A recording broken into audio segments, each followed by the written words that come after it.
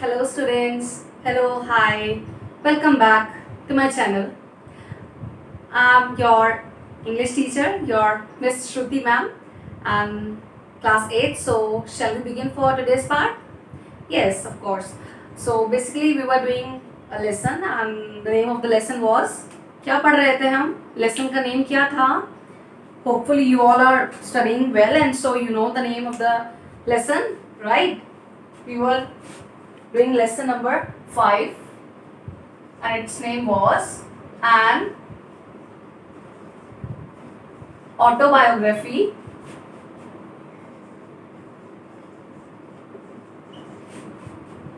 of an African American, right?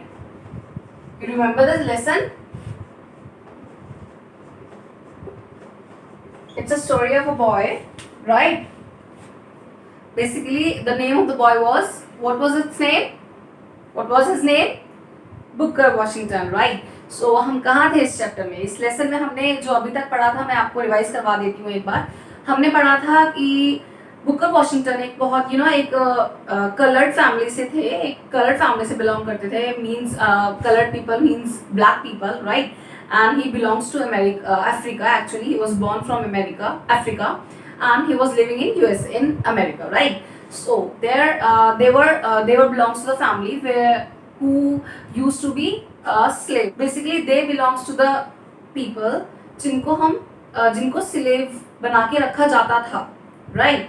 मतलब American जिनको freedom नहीं देते थे, जिनको बिल्कुल भी फ्रीडम नहीं थी कि वो अपना इजीली पढ़ाई कर सके या अपनी लाइफ आराम से जी सके. तो हम इस चैप्टर पे थे कि हमने पढ़ा था इस चैप्टर में, इस लेसन में, कि जब इन लोगों को फ्रीडम मिल चुकी थी, इनके लॉ ने, अमेरिका के लॉ ने इनको अलाउ कर दिया था कि ये लोग अब एजुकेशन ले सकते हैं, तो तब भी इनको बहुत सारी प्रॉब्लम्स फेस करनी पड़ रही थी.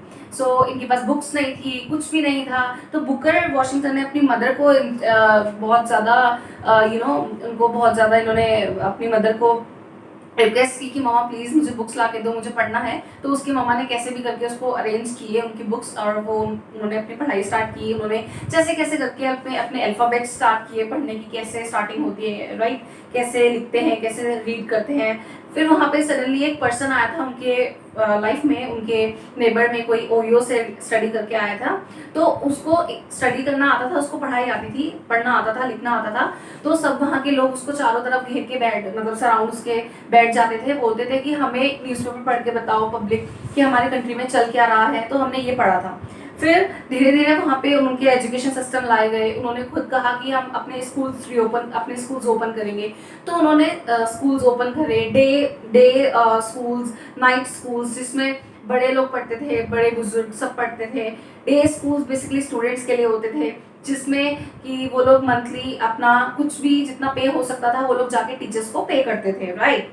सो here is the thing. And in this there was problem with Booker. उनके साथ एक प्रॉब्लम थी कि उनके फादर ने उनको, स्टेप फादर ने अलाउ नहीं किया था कि आप पहले काम करेंगे और जो आप वर्क करते हैं वर्क करने के बाद ही पढ़ने जाएंगे. तो बेसिकली जैसे कैसे करके नाइट स्कूल्स में बुकर ने एडमिशन ले लिया था, वो नाइट स्कूल में पढ़ते थे. बट उनका मन तो होता था कि मैं भी जाऊँ डे स्कूल्स में, मुझे भी सबकी तरह डे स्कूल्स में पढ़ना है. So for today now here we begin. Come to the page number 54 and here we will study the further part of this chapter. So let's start. Finally, I won and was permitted to go to the school in the day for a few months. तो जब हमने अभी last में पढ़ा था कि मेरे पापा ने, मतलब उसके स्टेप फादर ने उसको अलाउ नहीं किया था कि वो डे स्कूल्स में जाए, वो सिर्फ रात के स्कूल्स में ही जाके पढ़ाई कर सकता था. तो बट बाद में कुछ टाइम बाद जब उसने हार्ड वर्क किया तो फाइनली वो उसको परमिशन दे दी गई है कि जाओ तुम भी डे स्कूल्स में पढ़ सकते हो.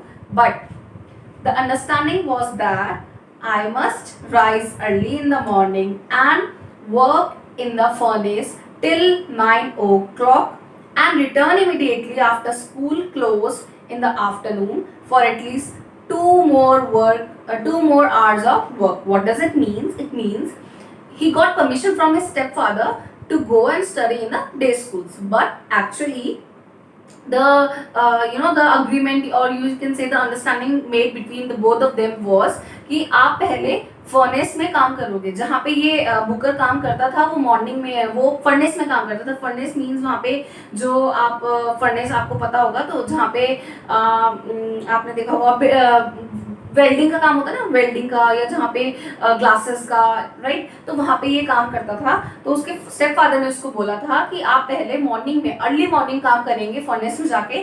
काम करने के बाद 9 o'clock आप निकलेंगे स्कूल के लिए, और फिर स्कूल से डायरेक्टली, अपने स्कूल से डायरेक्टली आफ्टरनून में, दोपहर को फर्नेस में आएंगे, एक्स्ट्रा 2 hours वर्क करेंगे, उसके बाद आपको फ्रीडम मिलेगी, राइट। तो ऐसा कुछ उन्होंने, उनके बीच में अग्रीमेंट हुआ था, मतलब उनके बीच में म्यूचुअल अंडरस्टैंडिंग, उन्होंने अपनी डिस्कस किया, अपनी बात को रखा, और ये उन्होंने सेटल किया कि हम ऐसे ऐसे काम करेंगे। And then the work house, the school house was at some distance from the furnace where I now work, and as I had to work till 9 o'clock and the school opened at 9, I found myself in difficulty. Now mark this for who said to whom. No, actually he's explaining, he's telling the difficulties he faced. So mark these ki what type of difficulties he faced actually. So when he was allowed to go to the day schools, but there was mutual understanding between him and his father that he will go in day schools, but after working furnace, and then he'll go to school by 9 o'clock, at 9 o'clock. But there the difficulty he faced was that the school was opening at 9 a.m., right, and he has to leave, yeah, he has to left the furnace working place at 9 only, and from the distance of the school from his workplace is quite far. इतना भी पास नहीं था उनका school कि वो इतनी जल्दी पहुंच सके। 9 बजे का स्कूल है, राइट, मॉर्निंग का, और 9 बजे ही इनके फादर ने कहा है कि 9 बजे आप वहां से जाओगे काम के अपने स्कूल 9 बजे। तो इसलिए इसको डिफिकल्टी होती थी कि मैं कैसे इतनी जल्दी 1 मिनट में या कुछ सेकंड्स में कैसे स्कूल से अपने अपने वर्क प्लेस से स्कूल जा सकता हूँ, राइट। ऑब्वियसली 9 बजे का आपका टाइम है स्कूल का, और 9 बजे आपके फादर कह रहे हैं कि आप काम करके वर्क प्लेस से सीधा स्कूल जाएंगे। जस्ट इतनी दूरी पे तो नहीं था ना स्कूल, स्कूल थोड़ा सा दूर था, right. So school would always begin before I reached it. जैसे ही मैं स्कूल पहुंचता था, मेरे पहुंचने से पहले ही स्कूल ऑलरेडी स्टार्ट हो जाता था।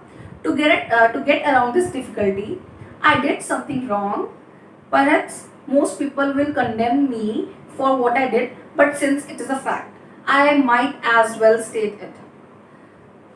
उन्होंने बताया, बुकर ने बोला कि अपनी ये प्रॉब्लम से छुटकारा पाने के लिए, अपनी प्रॉब्लम को सॉल्व करने के लिए मैंने दिमाग लगाया, मैंने कुछ सोचा कि क्या कर सकता हूँ।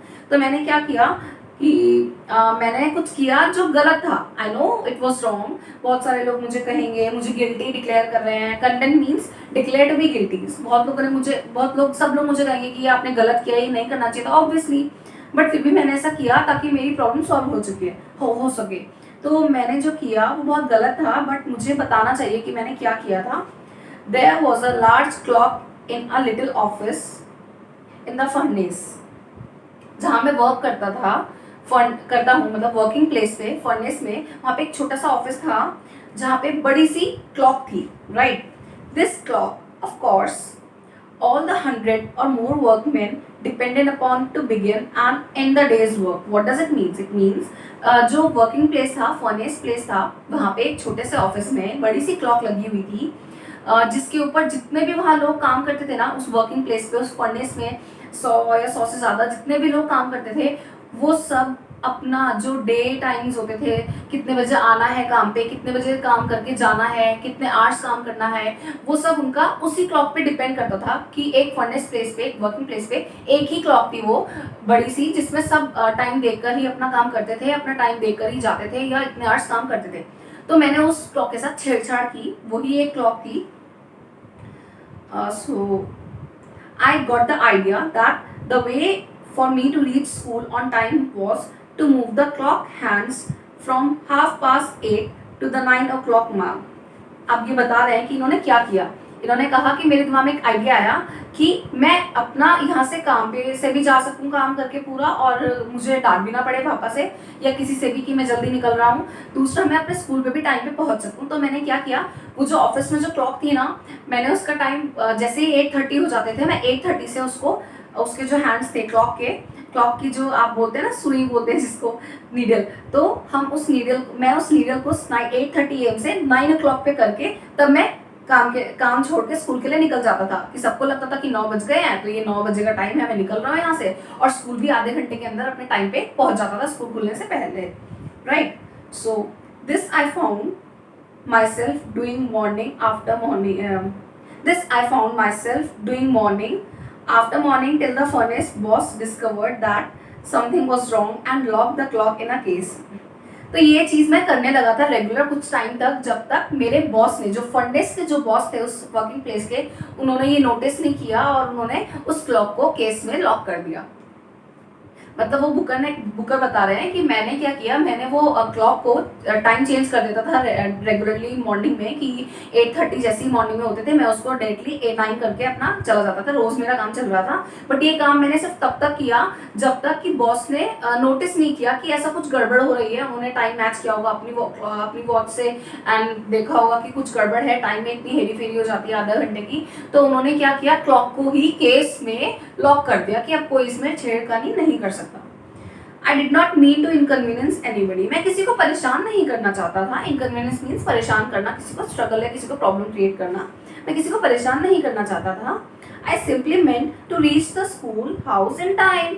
मेरा मतलब सिर्फ इतना था कि ताकि मैं अपने स्कूल भी टाइम से पहुंच सकूं। स्कूल हाउस मीन्स जहाँ पे भी बेसिकली एक पर्टिकुलर एरिया या पर्टिकुलर हाउस या एक छोटी सी बिल्डिंग या छोटा सा घर टाइप लिया हुआ होगा जहाँ पे वो स्कूल पढ़ता था, राइट।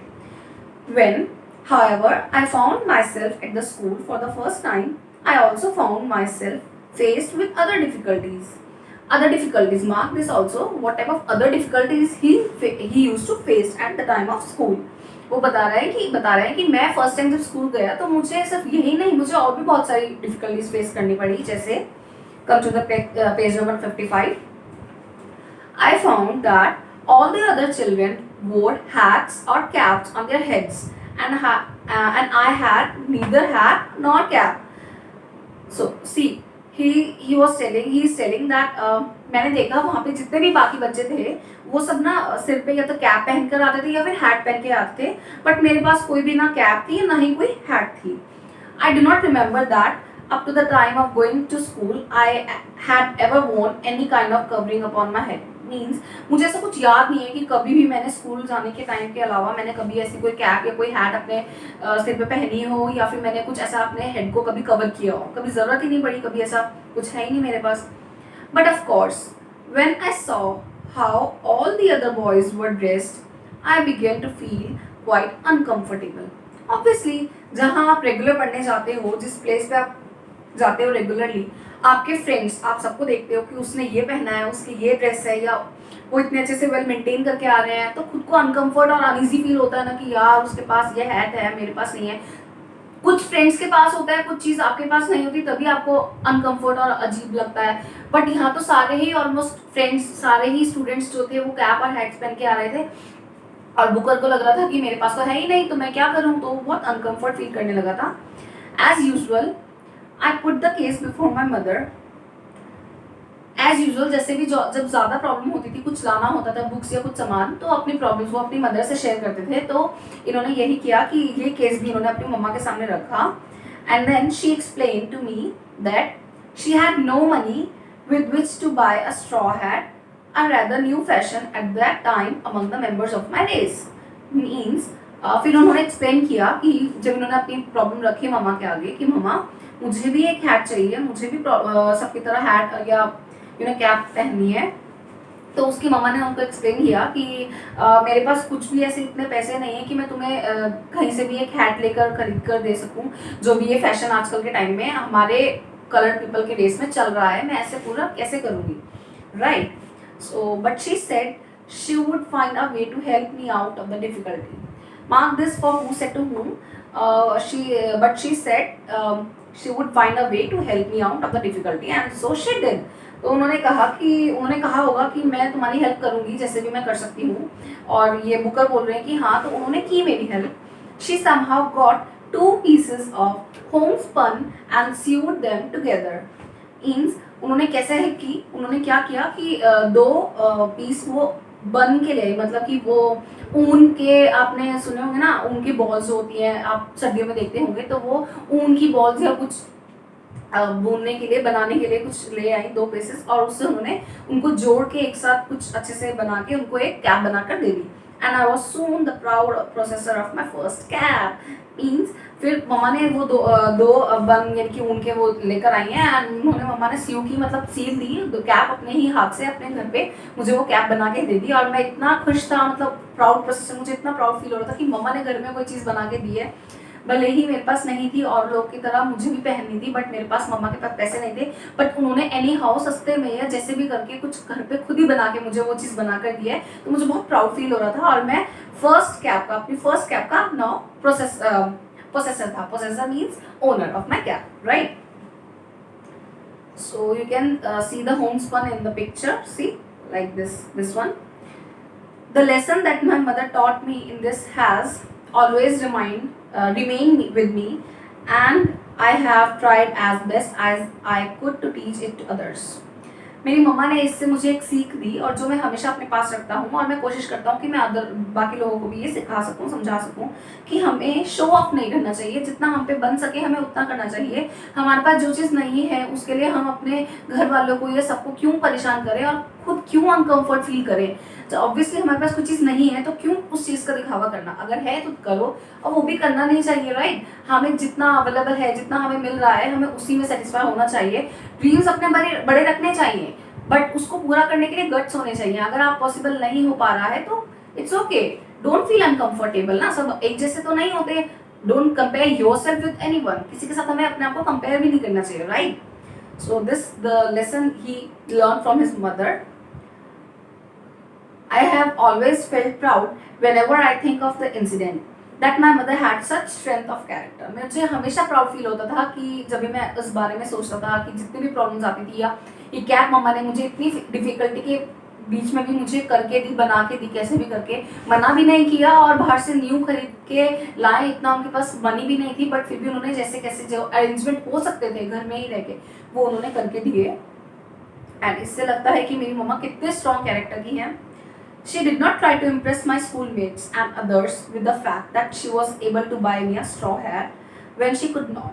वही जो लेसन मिला वो यही था कि हमें शो ऑफ नहीं करना चाहिए। इसका मतलब ये है कि उन्होंने मेरे स्कूलमेट्स को, मेरे जो स्कूलमेट्स थे, क्लासमेट्स थे, उनको सबको इम्प्रेस करने की कोशिश नहीं की कि मेरे पास सबके पैसे नहीं है, मैं अपने बेटे को एक हैट नहीं खरीद के दे सकती, तब भी मैं शो ऑफ करूँगी कहीं से जुगाड़ करके या पैसे लेके, लोन लेके या कुछ से उधार लेके मैं अपने बेटे को लेकर दूँ हैट। नहीं, उन्होंने ये किसी को इम्प्रेस करके करने के लिए नहीं किया, उन्होंने ये इम्प्रेस करने के लिए नहीं किया, उन्होंने किसी को कोशिश नहीं की कि मतलब मैं अपने मेरे बेटे को भी दिलवा सकती हूँ या कुछ भी, इम्प्रेस नहीं किया।